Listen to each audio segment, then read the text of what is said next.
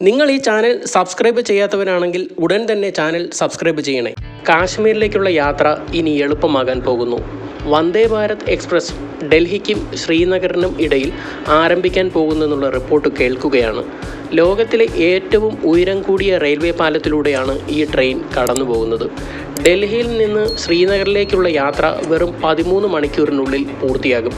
ഈ യാത്രയിലുടനീളം ഭാരതത്തിൻ്റെ അതിമനോഹരമായ താഴ്വരകൾ ആസ്വദിക്കാം.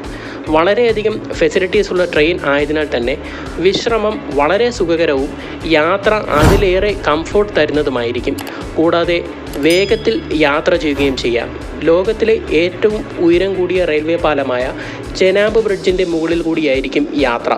ഈ യാത്ര തുടരുന്നതോടെ ലോകമെമ്പാടുമുള്ള ടൂറിസ്റ്റുകളെ ഇന്ത്യയിലേക്ക് കൂടുതൽ ആകർഷിക്കാൻ കഴിയും.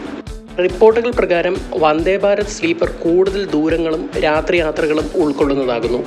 BEML നിർമ്മിച്ച ഈ ട്രെയിനിൻ്റെ പ്രോട്ടോടൈപ്പ് റെയിൽവേ മന്ത്രി ശ്രീ അശ്വിനി വൈഷ്ണവ് കഴിഞ്ഞ മാസം ഉദ്ഘാടനം ചെയ്തിരുന്നു. ന്യൂഡൽഹി ശ്രീനഗർ വന്ദേ ഭാരത് സ്ലീപ്പർ ട്രെയിൻ 800 കിലോമീറ്ററിലധികം സഞ്ചരിക്കും. ഈ ദൂരം ഏകദേശം 13 മണിക്കൂറിനുള്ളിൽ പിന്നിടുന്നു. ടിക്കറ്റ് നിരക്ക് ഏകദേശം 3Aക്ക് 2000 രൂപയും 2Aക്ക് 2500 രൂപയും 1Aക്ക് 3000 രൂപയുമായിരിക്കുമെന്ന് റിപ്പോർട്ടുകൾ സൂചിപ്പിക്കുന്നു. 2025 ജനുവരി മുതലാണ് ന്യൂഡൽഹിയിൽ നിന്ന് ജമ്മു കാശ്മീരിലേക്ക് പുതിയ വന്ദേ ഭാരത് സ്ലീപ്പർ ട്രെയിൻ അവതരിപ്പിക്കാൻ റെയിൽവേ പദ്ധതിയിടുന്നത്.